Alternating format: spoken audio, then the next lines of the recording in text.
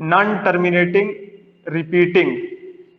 ठीक है, देखो बेटा इतना तो हमको मालूम है ना कि if denominator is a prime number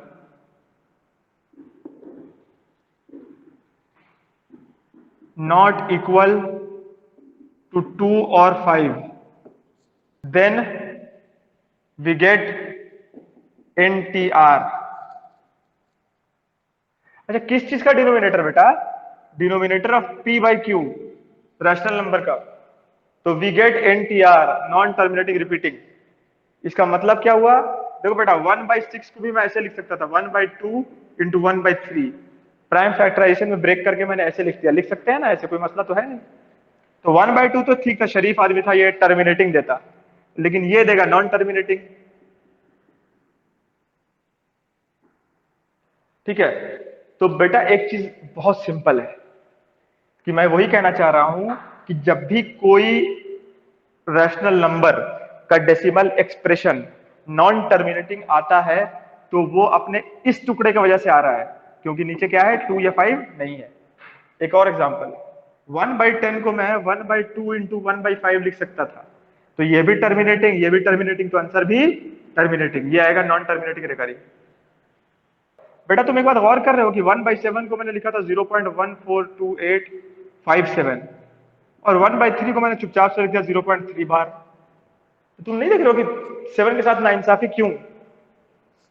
इसमें कितने डिजिट्स रिपीट कर रहे हैं, गिनना, 1 2 3 4 5 6, 6 डिजिट्स रिपीट कर रहे हैं। इसमें कितना कर रहा है, एक ही डिजिट रिपीट कर रहा है। तो क्या कोई ऐसा रिलेशन है डिनोमिनेटर और नंबर ऑफ रिपीटिंग डिजिट्स के बीच में? बिल्कुल है। Number of repeating digits is less than denominator in a NTR decimal expression। ये पॉइंट, अगर कोई non terminating recurring decimal expression आ रहा है तो उसमें जाहिर सी बात है कि रिपीट करेंगे कुछ डिजिट्स। बेटा 0.175 और 5 पे मैंने ऐसे बार लिख दिया है, क्या ये रैशनल नंबर है? बिल्कुल है।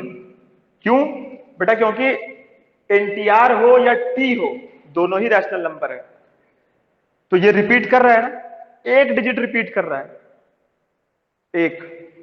ठीक है, तो इसको किसी ना किसी हम P बाई Q फॉर्म में लिख सकते हैं ना, लिख सकते हैं, बड़े आराम से लिख सकते हैं। ठीक है, तो मैं उसी को लेके एक रूल बता रहा हूं तुमको कि जो नंबर ऑफ रिपीटिंग डिजिट्स होगा वो डिनोमिनेटर से कम होगा। तो इन 1/3 नंबर ऑफ रिपीटिंग डिजिट्स कितना होगा? 1/3 में 3 है ना, तो 3 से कम होना चाहिए, यानी कि 2 हो सकता है, 1 हो सकता है। तो यहाँ पे कितना रिपीट हो रहा है? 1/3 में जब तुमने इसका एक्सप्रेशन लिखा, डेसिमल एक्सप्रेशन, तो जो टोपी लगाई वो कितने नंबर पे लगाई? 1 नंबर पे लगाई। टोपी के नीचे कितने ठो डिजिट्स आ रहे हैं? 1 ठो डिजिट आ रहा है, 3। उसी तरह से 1/6 जब मैंने किया तो मैंने 0 पॉइंट कितना लिखा था बेटा? 16 बार।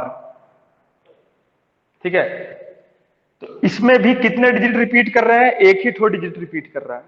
लेकिन 1/7 में कितने डिजिट रिपीट कर रहे हैं? 6 डिजिट रिपीट कर रहा है। तो रिलेशन यही है कि नीचे जब 7 था ना, तो नंबर ऑफ डिजिट्स रिपीट कितना होता? लेस देन 7 होता। एक भी हो सकता था, 2 भी, 3 भी, 4 भी, 5 भी, 6 भी। यहां इत्तेफाक से 6 हो गया। मेरी बात ध्यान से समझो, कभी भी ऐसा नहीं हो सकता था कि 1/7 का डेसिमल एक्सप्रेशन जब तुम लिखते तो जो नंबर ऑफ रिपीटिंग डिजिट्स है वो 8 होते या 7 होते। कभी भी ऐसा नहीं हो सकता था। दोबारा ध्यान से सुनो, 1/7 का डेसिमल एक्सप्रेशन लिखने से पहले ही तुम्हें मालूम होना चाहिए कि 1/7 में नीचे है 7, तो जो नंबर ऑफ रिपीटिंग डिजिट्स आएंगे, यानी इस छाते के नीचे जितने ठो नंबर्स आएंगे वो 7 नहीं हो सकते।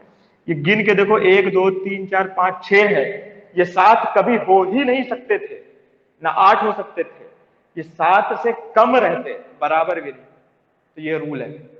ठीक है, जो इतना इंपॉर्टेंट नहीं है, बस एक मजे की बात थी, बता दिया।